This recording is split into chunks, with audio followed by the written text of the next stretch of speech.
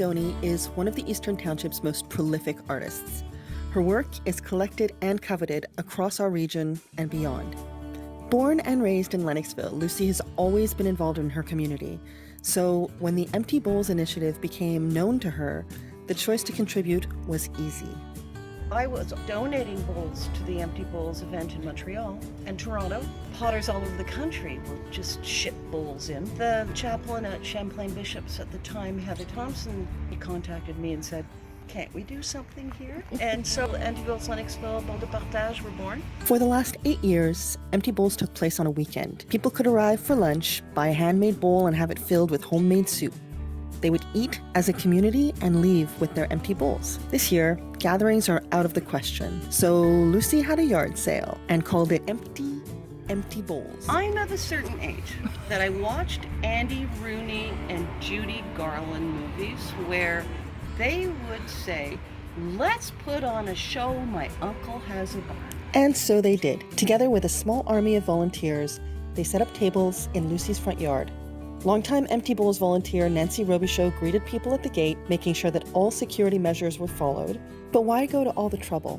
What's so important about Empty Bowls? It's an international project. It's a link between chefs and potters. Potters make bowls and chefs make the soup. The only rule to call yourself an Empty Bowls project is that 100% of the money raised has to go to fighting hunger in the community. My name is Maureen Quigg and I live right here in Lennoxville.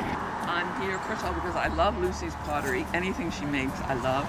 Plus also, I want to support the money that's going to go to the food banks because with everything that's happening in our society these days, there's a lot of people who are dependent upon food banks, and food banks are therefore much more dependent on more donations coming in. And people don't realize, we look around sometimes at our neighbors and it seems, everybody has what they need. But in every community, there are people who don't have what they need. There are many, many, many students who are here away from home trying to better themselves or get an education, or single parents raising families. No, there's a great need. I grew up in a family with a single mom, so it was a bit of a struggle, and that was many, many years ago. So many people helped my mom and I when I was growing up, so it was really appreciated, so I just really want to pay it forward. Although single-parent families do make up 31% of requests for food, according to Moisson Estrie, 29% come from two-parent families, followed closely by single men, women, and couples. And now, with COVID-19, those numbers are growing. So it was important to hold this event and to try and raise these funds. We had to change our plans a little bit, but you know what? Where there's a will, there's a way. And she's right. Soup or no soup, people showed up. I come and support my community. We do this every year, right? The situation is different. You give a little more, that's it. I'm coming to pick up some beautiful pieces to add to my collection and to support. I've been supporting Empty Bowls for several years now. I actually did a presentation at school on, buying more local things instead of international, and I thought it was perfect to include this. I love that it's helping the community, and it also makes good Christmas presents. So I got two identical, beautiful bowls made by this marvelous artist that we really, really appreciate, and we obviously really appreciate the cause and are happy to make it a win-win all the way down the line. It's been a great turnout.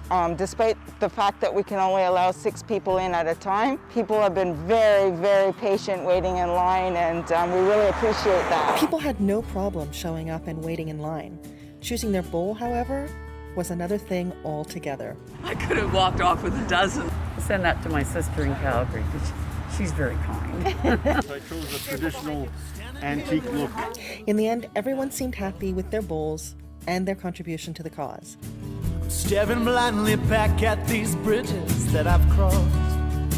Come buy a bowl and you don't fill it with soup. You leave with an empty bowl, which actually is rather poetic since we're raising money for food banks that everybody who can afford and is so generous to come and support this, they now have a bowl with no food in it, which is the reality of many people and why we're doing this.